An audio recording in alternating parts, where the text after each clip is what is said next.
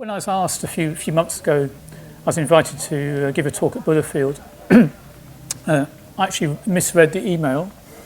The email actually said, would you like to come to Buddhafield and give a talk? Something on the theme of the festival will be extinction or evolution. What I actually read, what I actually thought I read was, would you like to come to Buddhafield, give a talk and the theme of the festival is Extinction or Rebellion. So I think I've been involved in quite a lot of Extinction Rebellion things over the last year. I think I was quite excited for a few moments. I thought, Buddhafield is going very fast towards Extinction Rebellion. Then I thought, I'd like to try and work in a bit of rebellion into my talk. So that's how I came up with this title, this idea of maybe rebellion could be a way of evolving. So could rebellion be evolution? So that idea led to lots of other ideas, and I feel almost embarrassed at how many ideas there are in this talk.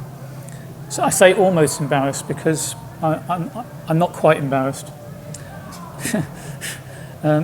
Yesterday, Hridaya Gita gave a really excellent talk on embodiment. Basically, she's saying how important it is to be really aware of your body, really feeling your physical experience, your body sensations. And that's because, basically, if you're not really aware of your body experience, you can't really be aware of your emotions. And that's terribly important. It's like we can't really be ourselves, we can't really be coming from our authentic selves if we're not actually embodied. So, Hridaya Gita's got it right. It's like, embodiment's really important. It's really important not to be in your head too much. But also ideas are really important too. Ideas, they make our world. They can make the difference between people living and dying. And they can be a way to change the world as well. And I think this whole topic of Buddhism, not just Buddhism in the modern world, or Buddhism and climate, but Buddhism and the climate emergency, I think that's the urgency of that is something we as Buddhists really need to, or people interested in Buddhism, really need to think about in terms of ideas. It's so live. I think it actually needs more talking about. So the talk I'm about to give is really just my take. There's no standard kind of Yogaratna line on climate crisis. So these are just my ideas, my take on all this. And I'm seriously interested in what you think as well. Any ideas that sort of coming out of this talk, or just ideas or thoughts you have on this whole subject. So I will be around. There'll be a space after I've stopped talking to actually just ask questions or discuss. So really interested in anything you have to say. So I'm really inspired by Hridaya Gita's talk on embodiment. So given that I'm going to be giving a talk that's quite kind of ideas heavy, really, I thought we could start with a bit of embodiment, just to sort of get us going, so we can hopefully take some of that into actually when I start giving the talk properly. So for the first thing, so 2 deep breaths. So if you want to, breathe in long breath. Hold for 2 moments. And exhale. So long, slow, deep breath in. Hold for 2. And then exhale.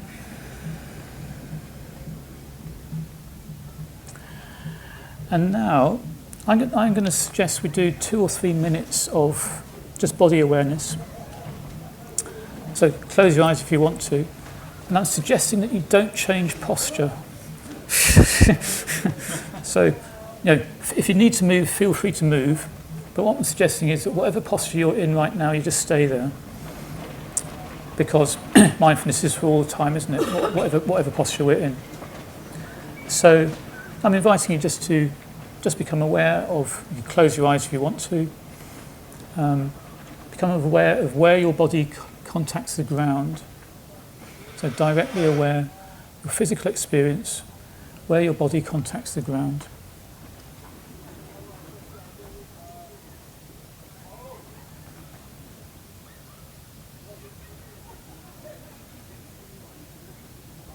And you can track through your whole body,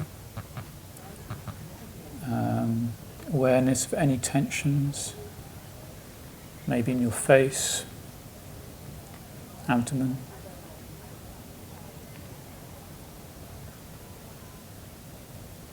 Becoming aware of the whole shape that your body makes in space and your weight as you sit on the ground.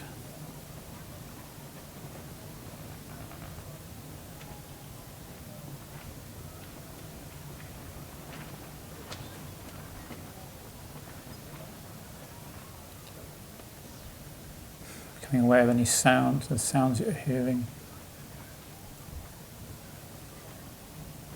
And how you're feeling, whatever that might be. Pleasant, painful, neutral. Maybe you're just feeling okay, whatever it might be.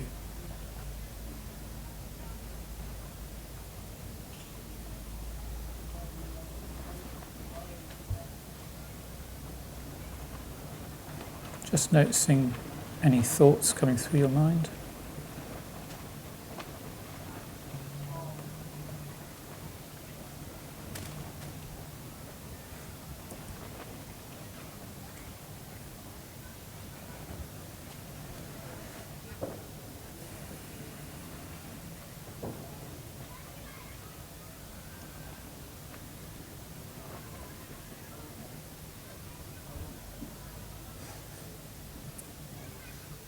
And when you're ready, opening your eyes again, coming back, becoming aware of the space around you.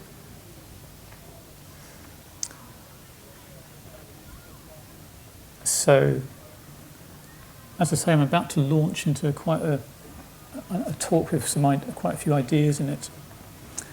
Now you might find, if you're anything like me, if you're hearing a talk, you're probably trying to concentrate on the ideas. Which is fine. I mean, I do hope you do concentrate on the ideas and try and understand or follow what I'm saying. But it might be, so basically I'm just inviting us to try and stay present with our bodies and emotions as well. It can be done. It's very difficult to do it completely all the time. So basically it's like you probably know, I'm sure you know this model. So you've got focus and breadth. So a triangle, you can be aware, you can be focused on thoughts, and you'll be aware of your emotions and body at the same time. So yeah, not easy to do continuously. So as I'm giving this talk, just maybe check out now and then, just see if you can drop into your body awareness and your emotions. Maybe you can use a cue like I'll be taking drinks of water. So when you see me taking a drink of water, you can maybe use that as a cue to, how am I aware of my body and emotions?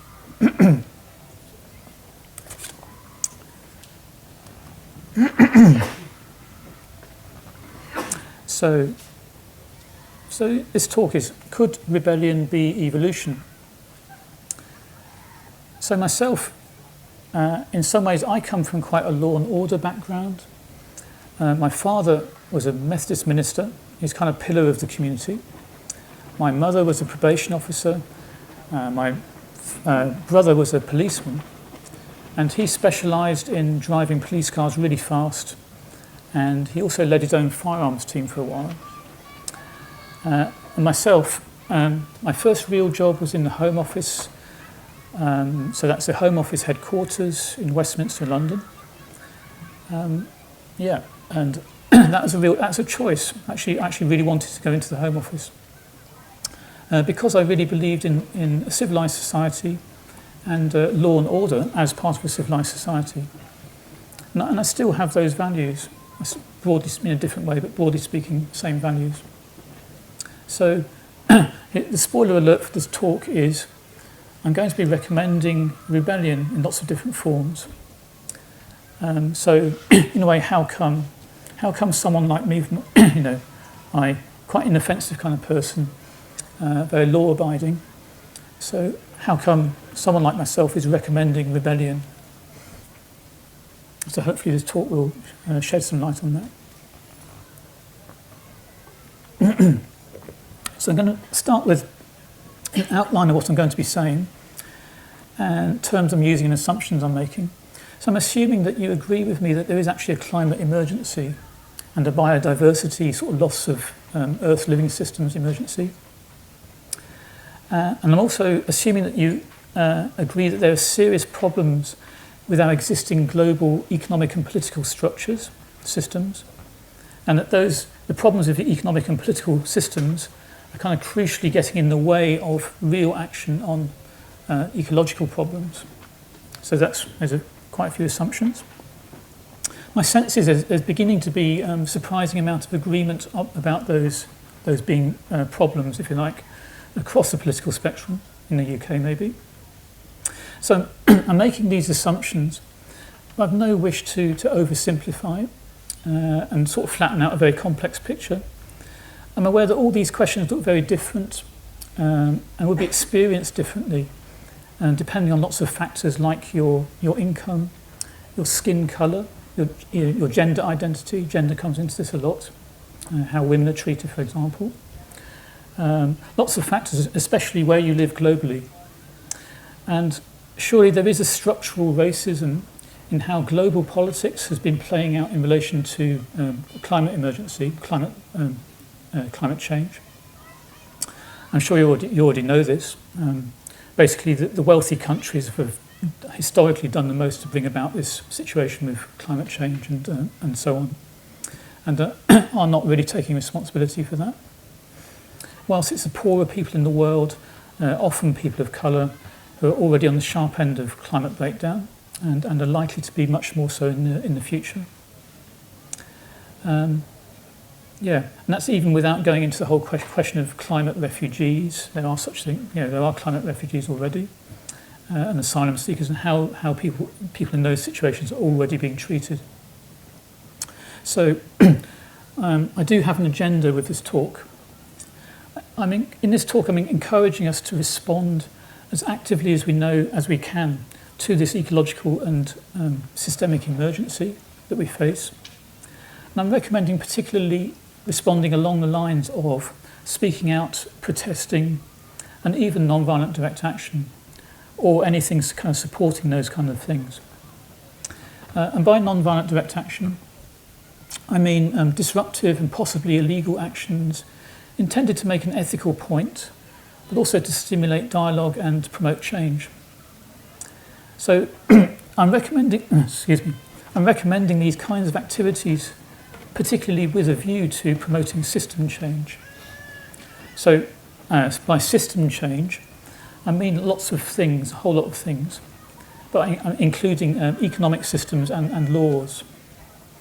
And I will be giving just a few reasons why I think ambitious system change is needed, and why I think it wouldn't be a good idea to leave all these problems to the existing political and business establishment. I'll also be celebrating the fact that this speaking out and responding actively is a very broad spectrum. It's not just about gluing yourself to things and getting arrested, fine though those things might be. There are lots of different ways to push for system change or support it. And that includes, as I say, it's a spectrum. So I think that includes things that are not so obvious, things like the arts, for example. There's things like supporting people's emotional well-being who might be on the edge of burnout. So activists can be on the edge of burnout, so supporting them, for example. Things like trying to make trashing the natural world an internationally recognised crime, but many more things. And when I say I'm encouraging us to respond as actively as we can, that's really what I mean. I don't mean I'm not encouraging us to try to do what we can't do. I think the more difficult the situation is, it becomes even more important to be really kind to ourselves, to really look after ourselves and each other, and just generally come from positivity and kindness as much as possible. So I'm recommending that we try to be the change that we wish to see in the world, both in how we relate to ourselves as individuals, but also how we relate to each other. And by each other, I mean people that we feel affinity with, but also people that we feel or we perceive to be other or different to ourselves in any way at all. I think that's a really important part of this kind of so-called prefigurative activism. And I'm very happy to acknowledge and celebrate all the excellent things that many people have been doing and are doing that aren't activism as usually defined, and aren't non-violent direct action. I'm thinking any efforts to live ethically, including low-carbon living, any attempts to alleviate suffering and promote a compassionate society. So those are all great things and much needed. And they influence the world in positive ways. In a way, those things are themselves the change that needs to happen. They are a form of activism, I think. But having said all that, I think we're still in an emergency, and I think that's something we're probably all trying to absorb and get our hearts around as a society. If the house is on fire right here and now, it wouldn't really be appropriate to just respond to that situation by teaching mindfulness meditation and pure Buddhist teachings, precious though those things are. Just to solely respond to emergency in that way, to me wouldn't be appropriate, I think. Even though lack of mindfulness might be what, in a way, caused the fire. But in the situation, you dial 999 and call a fire engine, sort of thing. So I'm trying to think like a fireman. I'm using the word emergency, but I'm not advocating horrified anxiety. In fact, I would advocate, really thinking, really cool assessment and strategic thinking. So I'm guessing that probably many people here probably agree that there is an emergency.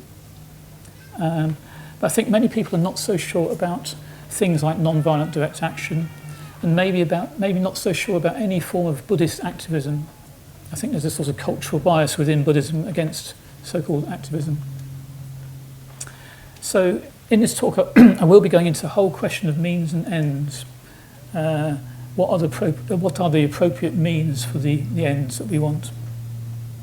I'll be exploring how, I'll be exploring how activism can achieve real-world goals, but also can be really effective spiritual practice. Along the way, I'll be suggesting that Sangharakshita's vision of a new society is kind of the Yogaratna model of a new society, how society could change. That could be tweaked a bit, could be updated a bit.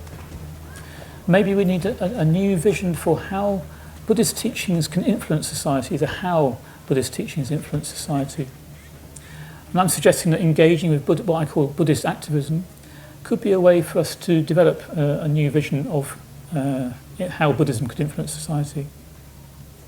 So I think we can evolve as individuals and as a spiritual community, and at the same time we could promote and influence the evolution of a new global society, even that.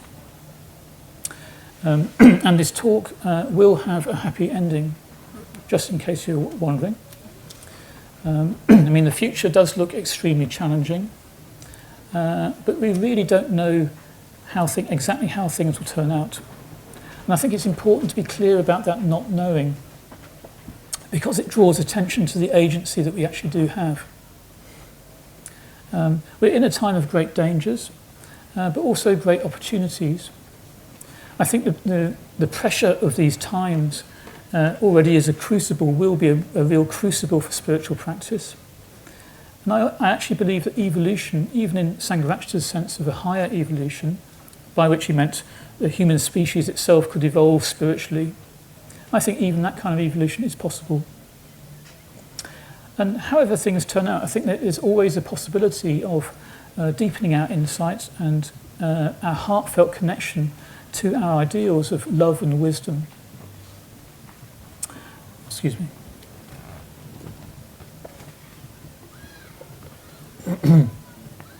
So hopefully having reassured you that we're travelling towards a happy ending, at least as far as the talk is concerned, let's start with what I think is, I suspect is on many people's minds, which is the whole question of means and ends, with tactics and strategy, especially around non-violent direct action.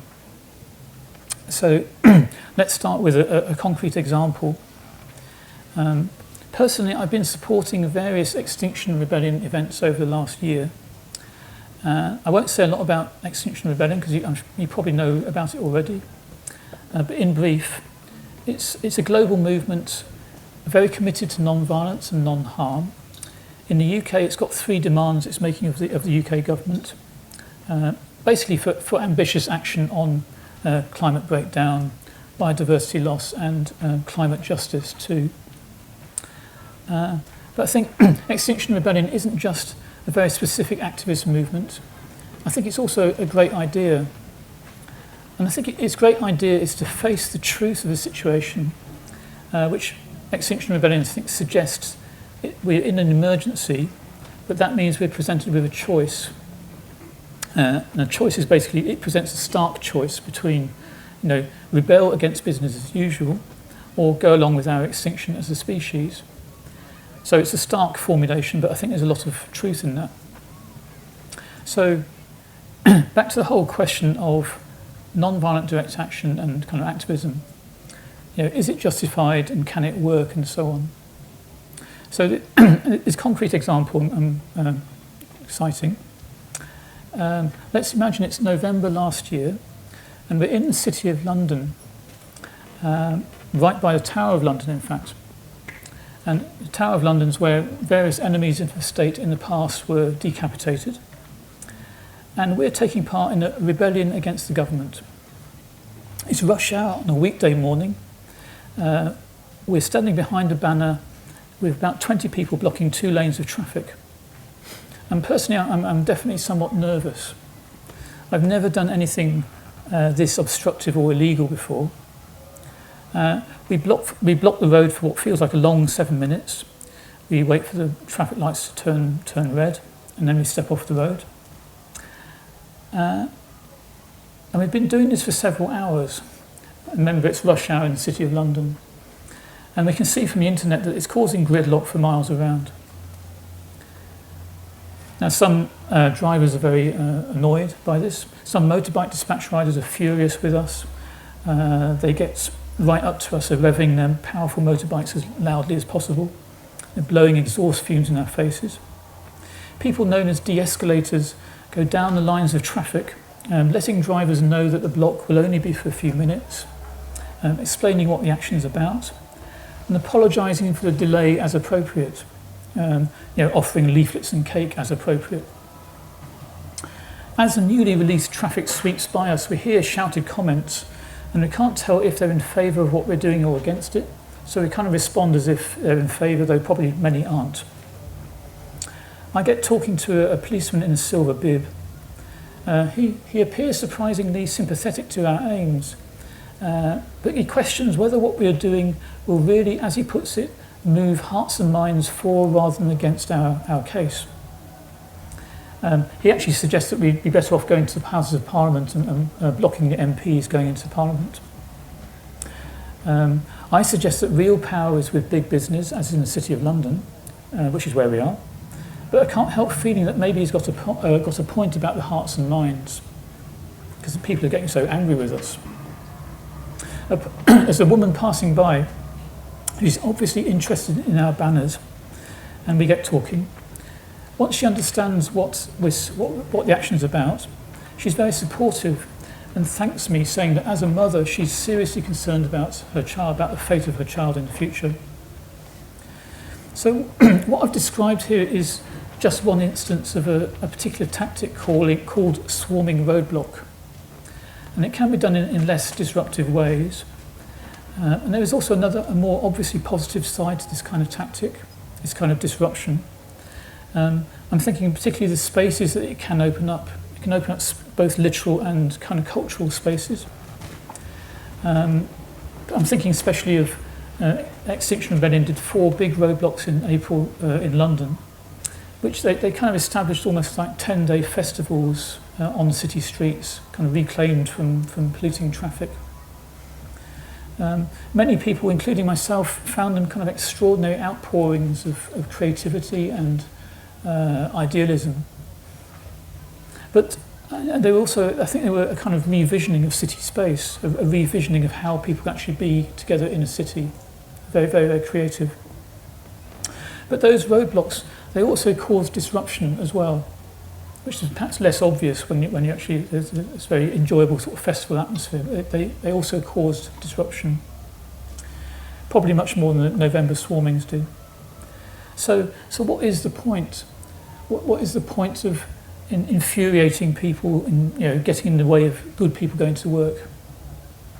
I mean, I would agree it's not a great thing to do, and I hate getting in people's way myself. I do think that business as usual quite literally does need to be disrupted, because if unchecked it will kill the planet and ourselves as a species.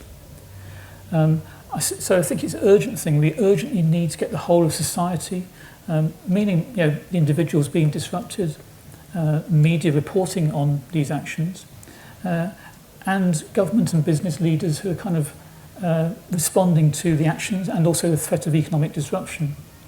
I think we need to get the whole of all of these people, the whole of society, to really think about this crisis and take it seriously. So I think it's about shifting the whole frame of what's actually taken seriously, what's actually talked about, and treated as a serious proposition in the media and in politics and by ordinary people. I think history does show that forms of non-violent direct action were essential to many movements of positive social change, such as the campaigns of non-violent civil disobedience led by Gandhi and Martin Luther King.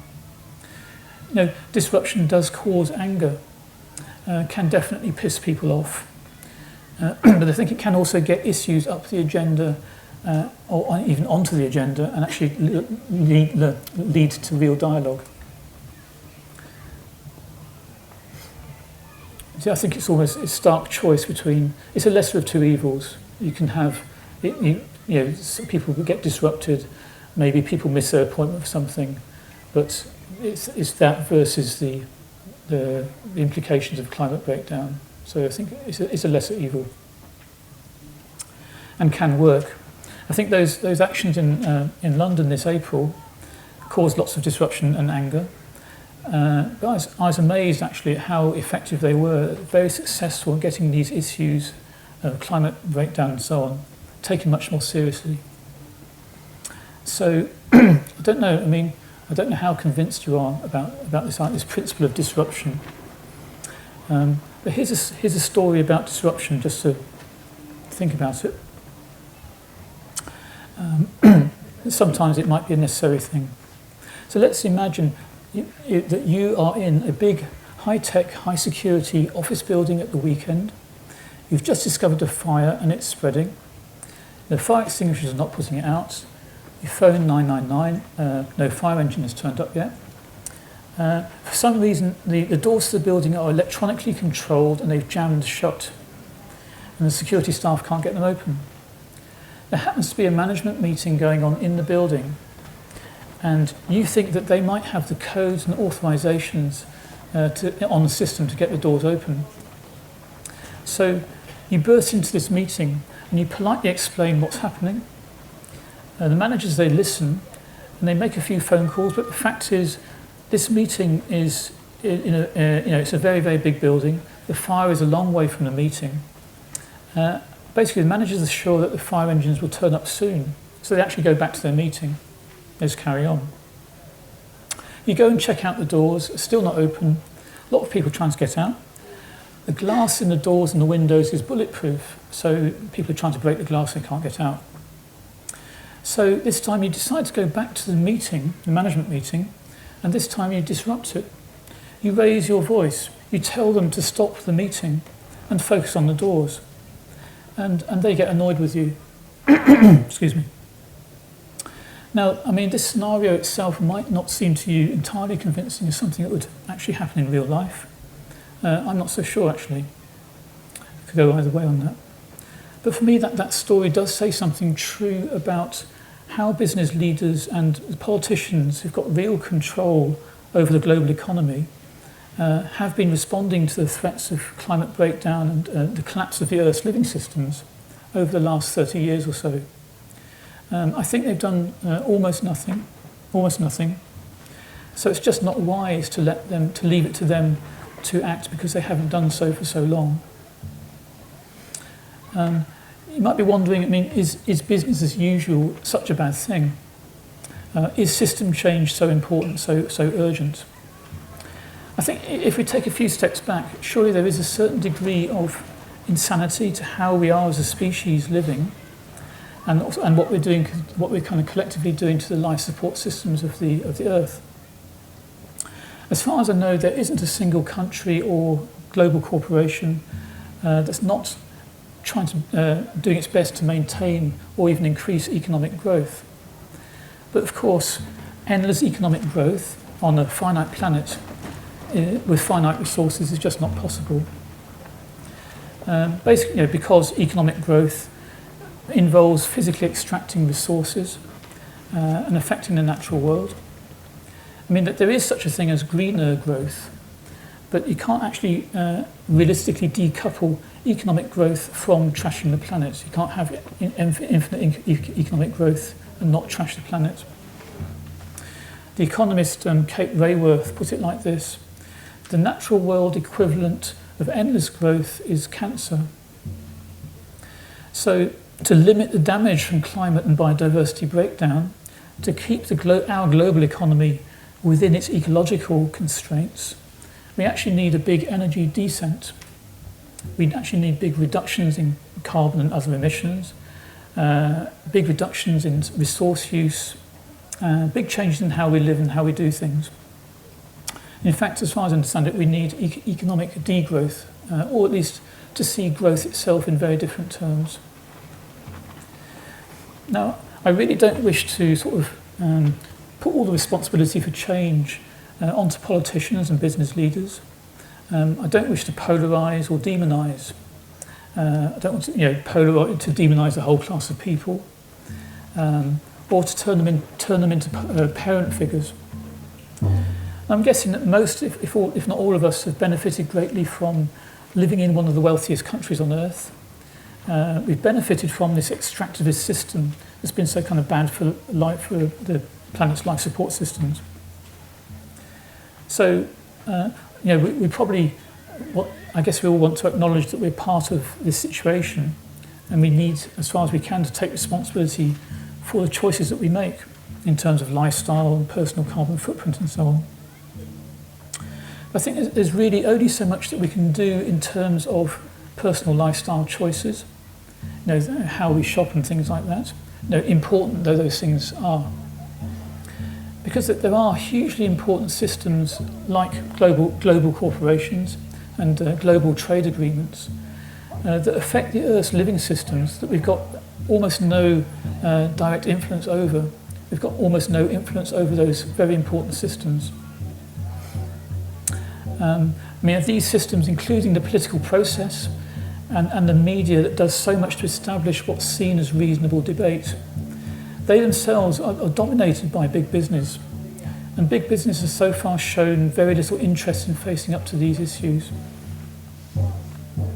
So yes, I think we should do our bit as individuals. We should be good citizens, we should pay our taxes and try to be responsible members of society. But power and influence over these global matters is strongly connected to economic power, and that's not distributed equally between human beings. So I've got two facts to illustrate this point. According to Oxfam this year, the world's 26 richest billionaires own as many assets as the 3.8 billion people who make up the poorest half of the world's population. So I'll say that again in other terms, it's quite hard to take in. Basically, there's 26 people who own as much as 3.8 billion people. So, I mean, you could fit those 26 people into a coach, couldn't you? A single-decker coach. And this is about inequality. You know, the gap between rich and poor has been growing globally each year, has been for a long time. It's been very well researched as being, you know, inequality is very bad for individual societies, but also the economic system that creates that inequality is very bad for the planet. So I don't wish to demonise the super rich, but as a class of people, the super rich do include some philanthropists, but on the whole, the super rich have huge influence over media, politics and business, but on the whole they use their influence to protect their wealth and increase their wealth. I mean, the Earth's living systems do not appear to be on their minds. And there is corruption in this system.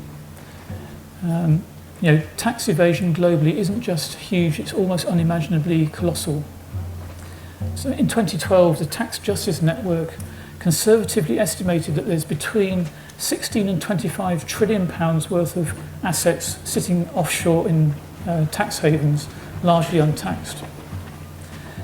So I think it's important to try and imagine how big these figures are.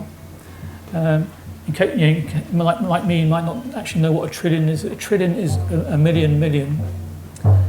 So I'm suggesting me to take a break at this point and try and imagine what a trillion is. So here's a drug-free, mind-expanding experience, a legal high here at Buddhafield, which is to try and imagine a trillion. So let's do this in terms of numbers of people. So if you want to, you can close your eyes and try and visualise 4,000 people. So that's like probably as many people as Buddhafield would have a very busy day. So 4,000 people, what does that look like? Now try and imagine 10,000 people, 100,000 people. Now try and imagine 1 million people. So just to help us out here, 1 million people standing close together would completely fill a square kilometre. So a square kilometre is a bit less than a square mile. So imagine, visualise a square kilometre stuffed with people, that's 1 million people. Now when you've got that in your mind's eye, try and imagine that 1 million people 1 million times. So that's a trillion. So my point is, when I'm talking about tax evasion and so on, these are almost unimaginable entities. It's not a level playing field. Some people have not just a bit more, but vastly more economic power and therefore influence than others. So part of taking responsibility is skillfully challenging what needs to be challenged, whether in ourselves or in others, or even in other sections of society. I think some people would say that things like this, like tax evasion, all that's just reality, it's just how the world works, it's just human nature. It's always been like this. It's not perfect, but it's the best that we can do. It's the best system that we've been able to come up with. It's not perfect. So am I just being naively idealistic to think that there might, things could be better than this? Is a better world possible in any way at all? I think a better world is possible because it already exists. I think there are many real-world examples of systems of human relations informed by compassion and ethics. And by that, all I mean really is people being decent to each other. So I mean at a very small scale, between individuals, within households, families, teams, situations like here at Buddhafield, but even at national and international level. I'm not meaning perfection, I'm not meaning utopia, just systems of human relations in which ethics is taken seriously. These do exist. It's not rocket science. The world is made by human beings, and it all comes down to the stories that we tell each other, and also the stories that we collectively allow to become dominant. We know how to decarbonise our societies and our lifestyles. We know in painful detail just how we are trashing the natural world, and just how we could relate to it in much better ways. So we already know these things. A green economics already exists, and that crucially depends on valuing us human beings for our own sake, rather than as consumers of increasing amounts of stuff that we don't necessarily want or need. So, I mean, are there dangers in trying to radically transform our economy and change how we live globally and locally? I think, yes, there are. But I think we're faced by a choice between, there's a risk of radical change, risks involved in trying to achieve radical change on the one hand, but then there's business as usual on the other, which I think is a suicidal option. So I think it's a choice between risk versus suicidal option. And that, excuse me a minute. Now, you might be thinking all of this sounds suspiciously political, if not left-wing. And what has Buddhism got to do with politics? I think it's a really interesting question. What is politics and what is ethics? Personally, I think that everything I've been saying comprises ethical concerns about our shared future, which I think transcend party politics. Personally, I don't see how Buddhism could not be in favour of a compassionate society, but also in favour of working against climate and biodiversity breakdown, given their genocidal implications. Maybe whether you identify as a Buddhist or not, people have got different political temperaments. Maybe we've all got tendencies to prefer certain kinds of worldviews, to prefer certain kinds of solutions to problems. Maybe there's even a temperament, which sees politics itself too much in terms of people, as in the politics of personality. As in, we can trust him or her with the economy. We can trust that politician with the economy because we like their personality. I think it's important to remember that politicians are, and chief executives are people, and they probably human beings who hopefully love their children. I'm sure I don't need to give examples of this. I mean, history shows that nice people can go along with and tacitly support all kinds of awful policies with terrible outcomes. So a good person or good personality, if you like, doesn't justify a bad system. Maybe the images of Greta Thunberg and children going on strike from school, desperately trying to get the climate crisis onto the political agenda. Maybe those images are kind of collectively focusing our minds and bringing the whole of our whole society, in a sense, to its collective senses on these issues. I think to state the obvious, I mean, climate breakdown and devastation of the natural world threaten all of us, but I think they threaten the lives of the next generation much more. So whatever our temperamental or political preferences, whatever kind of Buddhist or non-Buddhist we are, surely all sections of society need to come together and work on this as much as possible. And I think maybe the image of children can almost be a sort of unifying thought for many people. So just to summarise, I've been recommending that we don't leave all this to the establishment, to the politicians and business leaders to sort this out. I've been giving just a few reasons why I think we need ambitious system change and reasons for thinking that a better world is possible. Why I think we need to speak out and raise our voices and to disrupt business as usual, even to the extent of non-violent direct action. Now, you might be agreeing with me on this to some extent. Maybe this is an easy thing to say. We need to work together on these issues. But what about the Buddhist perspective? Or even a Triratna Buddhist perspective on these issues? Sangharakshita, in his lecture, Evolution or Extinction, a Buddhist view of world problems, suggested that by transforming ourselves, by trying to become true individuals, we could eventually transform the world and even promote the higher evolution of humankind. He actually used the image of earthworms in that particular talk. He said his image is really, by devoting ourselves to our spiritual practice, we would We'd be like earthworms kind of burrowing away underneath the structures of society, undermining the bad structures, transforming society from the bottom up. Excuse me. I think this really is at the heart of Sangharakshita's vision of a new society. Essentially, the world will be influenced positively from the bottom up by creating more Buddhists, by changing one heart and mind at a time, as it were, in a very, very kind of thorough sort of grassroots kind of way, changing hearts and minds. So, transforming self and world are kind of ultimately inseparable.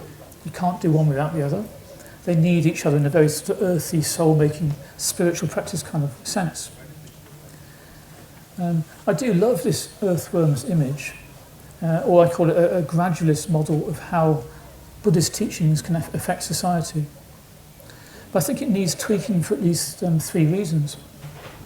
The first one's quite practical, that Sangharakshita's vision of a new society, in its more practical aspects, involved the hope that many Buddhists would actually live together and they'd live together in spiritual communities and work together in team-based right livelihoods. So that these would kind of form the nucleus of a new society that would affect society generally.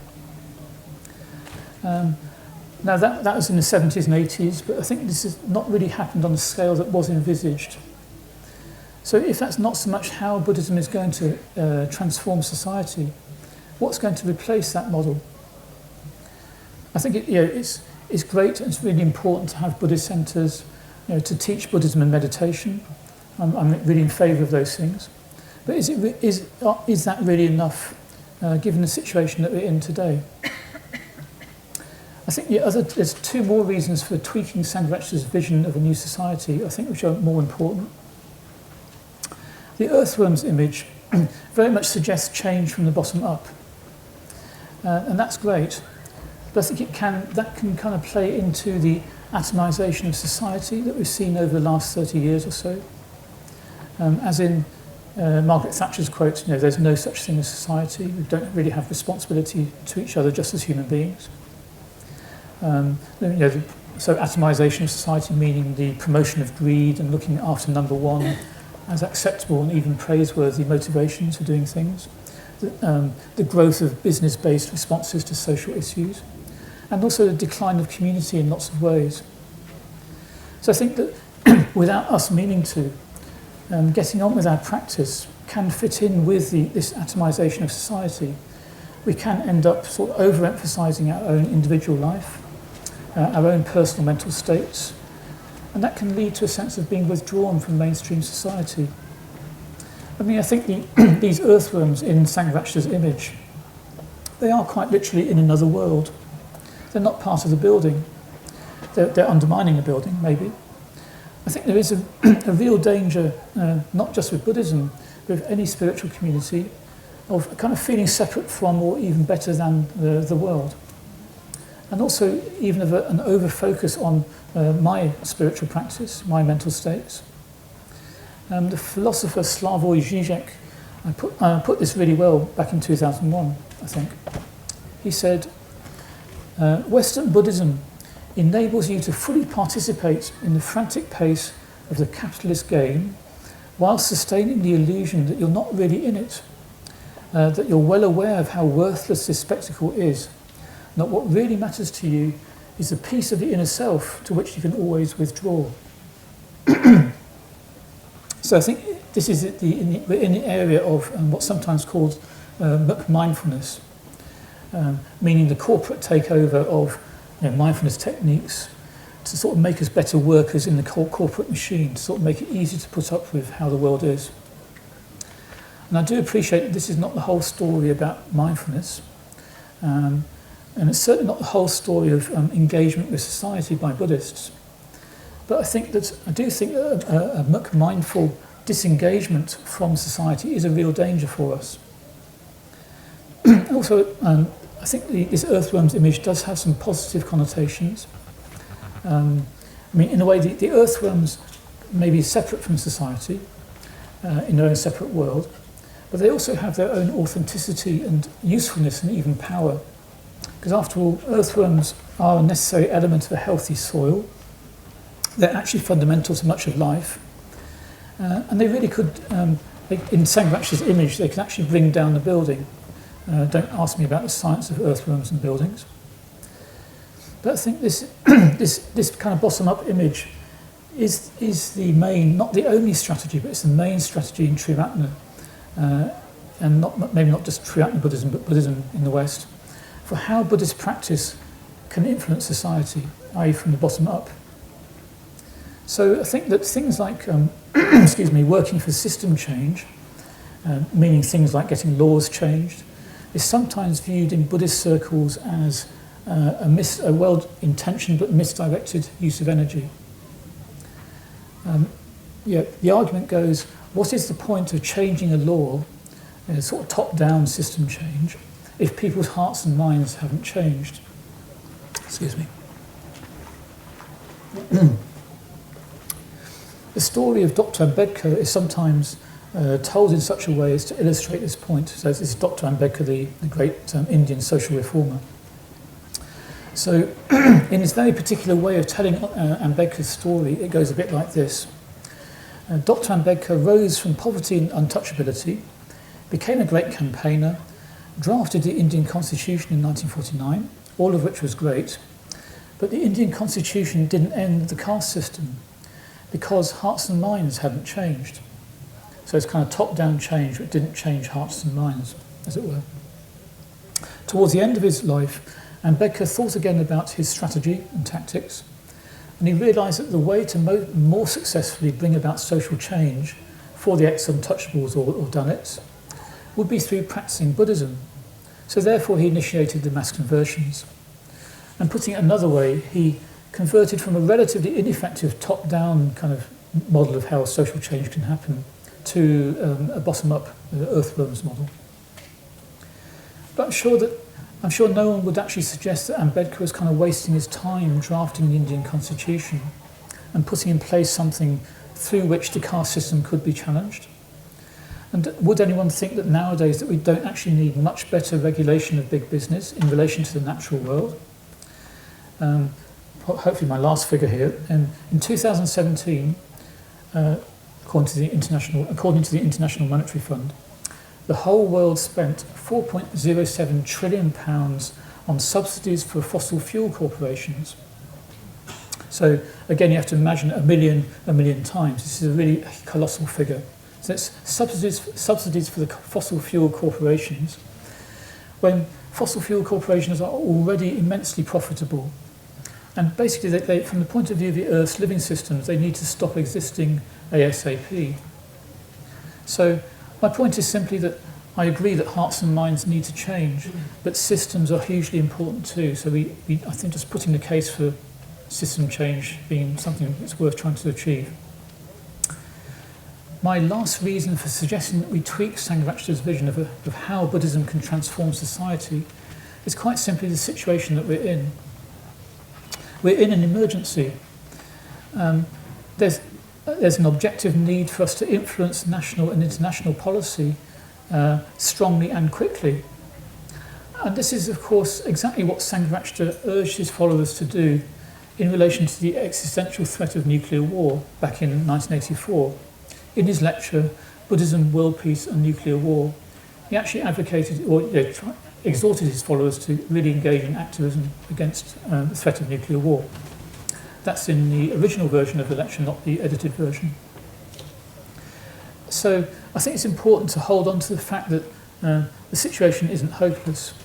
When I'm talking about system change, it can sound very impossible to change. But pushing for system change can work. Just one small example of this. When I was young, public spaces such as pubs and clubs were full of tobacco smoke. I'd go out clubbing, come back, my clothes reeking of tobacco, despite the fact I've never smoked. Now that has completely changed. So it's an example of a powerful corporations with great lobbying capacity being successfully challenged. And not only that, but in that case, the whole population changed its habits and even its addictions. Society changed, actually. And also the fossil fuel corporations are powerful, but they are being powerfully challenged.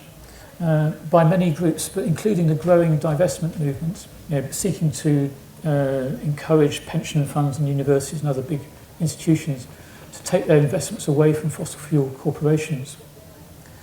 That movement is started by Bill McKibben and the 350.org.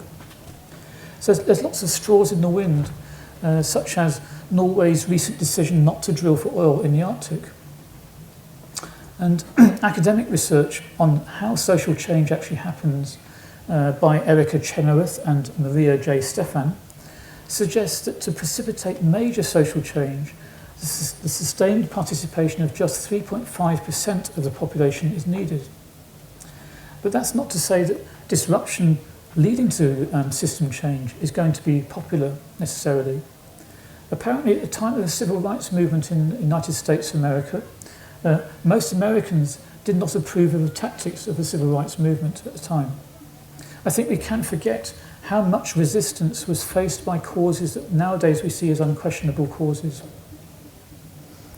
Now, I do think that Extinction Rebellion, its combination of disruption and engagement, in the UK at least, in April this year, strongly contributed to a substantial shifting of what's taken seriously, what's seen as reasonable in relation to climate and biodiversity breakdown.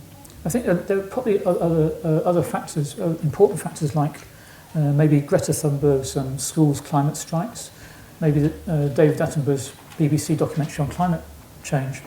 But I do suspect that XR was crucial. Climate breakdown, during April, climate breakdown got coverage right through the UK media like it's never had before.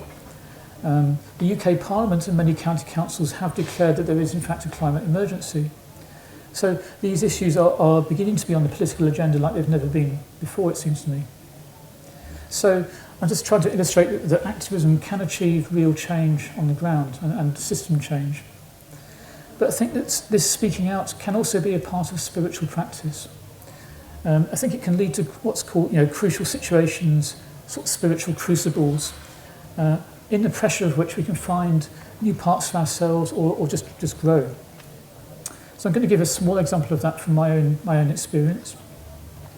I was once helping out with a theatrical campaigning group called BP or Not BP. That's British Petroleum.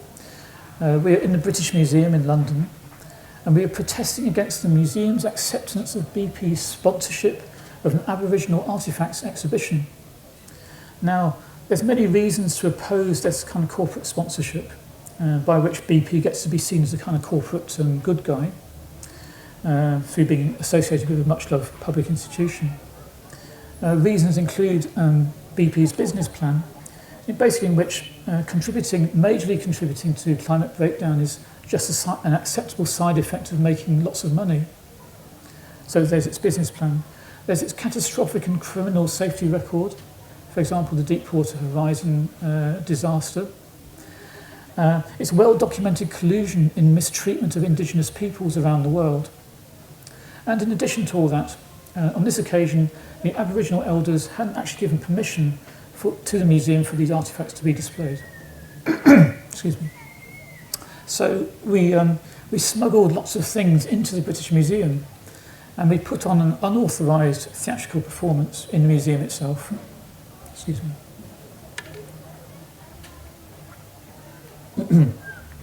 So it's quite an elaborate thing. We had an oil rig, an oil worker in a hazchem suit, a colonial explorer complete with pith helmet, various indigenous fauna being killed by an oil spill, including myself. We had a climate scientist in a lab coat, and a museum director being smothered in oil and dollars. So this action got covered very well in the Guardian newspaper. It was seen by thousands of people on the day, but also through social media. But as part of the performance, I volunteered to read out a short statement by one of the Aboriginal elders. Now, this didn't come naturally to me. In a way, I'm quite a quiet, introverted kind of person. And also, the main atrium of the British Museum on a Saturday afternoon is a huge marble space. It's very busy and noisy, so you try and project your voice, and it seems to stop about here. But I did my best. And unexpectedly, I found my heart breaking open. There's something about trying to really project my voice forced me to become directly aware of the place in me that really cared. I already knew that I cared, but I didn't know just how much I needed to speak out and to really assert that I didn't agree with what was happening. Now, I had spoken out in other contexts before, but in that particular time and that place, I found something that's very important to me. So, excuse me, speaking out is just one form of activism and spiritual practice. There are many forms. There's meditating in public. That can be a very powerful and non-violent way of bearing witness to a particular issue or even asserting a point of view. Non-violent direct action also often throws up situations where skillful listening and skillful communication can be very helpful and also very, very genuine spiritual practice. There's a whole spectrum of things that we can do as spiritual practice to support system change. And I'm personally quite interested in how Buddhist activism, if you like, could develop further into new forms, new versions of Buddhist activism. And talking of spectrums, I think it might be worth considering to what extent there is or isn't a clear distinction between what I've been labelling kind of gradualist ways of influencing society and more activist ways, because I think they do overlap.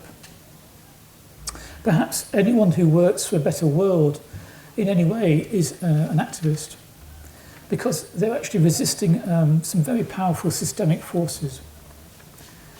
As I said before, I do love this Sangharakshita's vision of us as earthworms kind of burrowing away in the earth kind of usefully and subversively. But I would suggest that these days, in this situation, it would be good to be, as far as we can, a more outspoken kind of earthworm. Extinction Rebellion has, I think, a very wise emphasis on what it calls a non-utilitarian attitude. So we're doing our best to get results, but we don't measure the worth of what we're doing by how successful we are. So we're taking a stand because we think taking a stand is the right thing to do, whatever the outcome is or isn't. That strikes me as quite a Buddhist attitude of skillful non-attachment.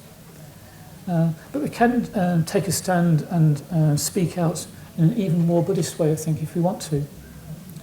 We can really dig deep into our ideals, into our Buddhist faith. And by Buddhist faith, I mean heartfelt response to our ideals of love.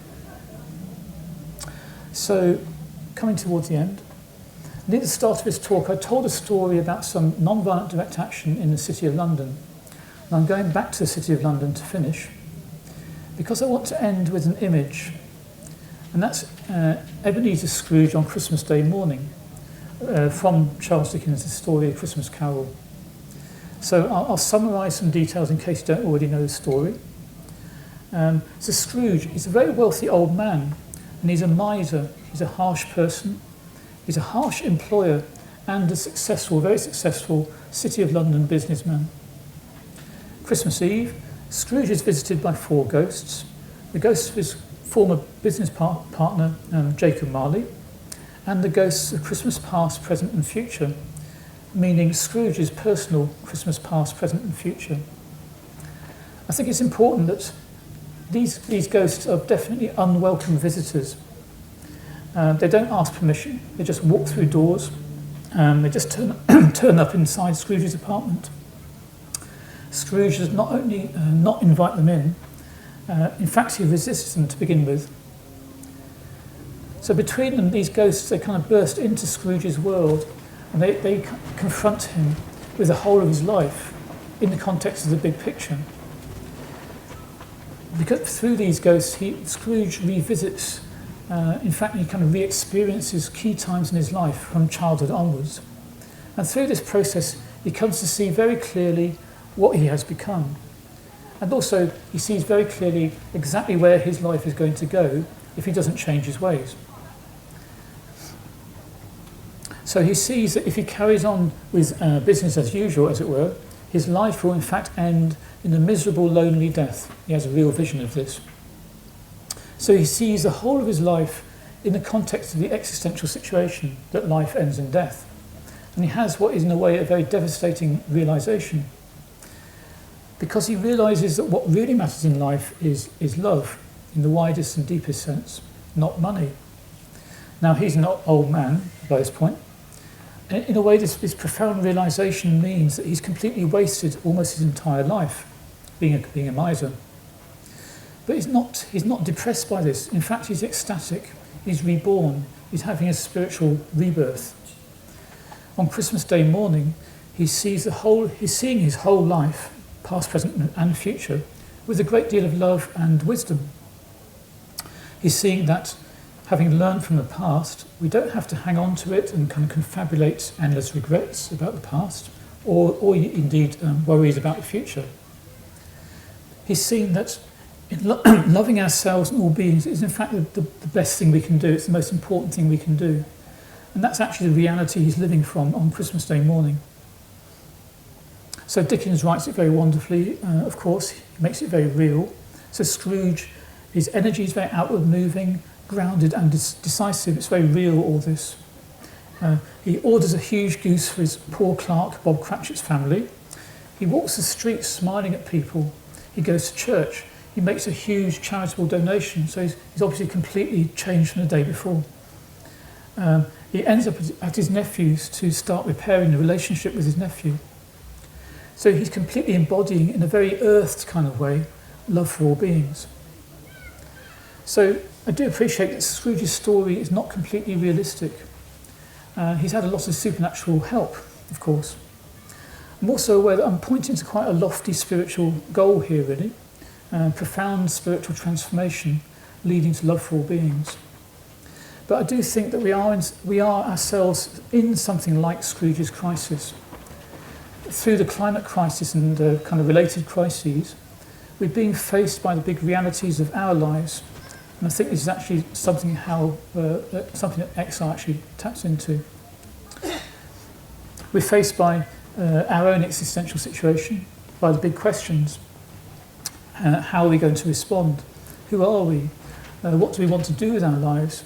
Even a question like, how would we like to be remembered? There's even an aspect of deep time. How do we think future generations will think about us? And I do believe that Scrooge's story points to some deep truths about human beings. And I think that's why it's resonated so much with so many people ever since it was published in 1843. I mean, Scrooge is a powerful, wealthy man. In reality, he's part of a ruling elite. But prior to Christmas Eve, he's very much a prisoner of his own ego, and also a prisoner of his own personal demons and shadows. He needs to break out, but don't we all? Aren't we all prisoners of our own stuff to some extent? Isn't that part of the human condition?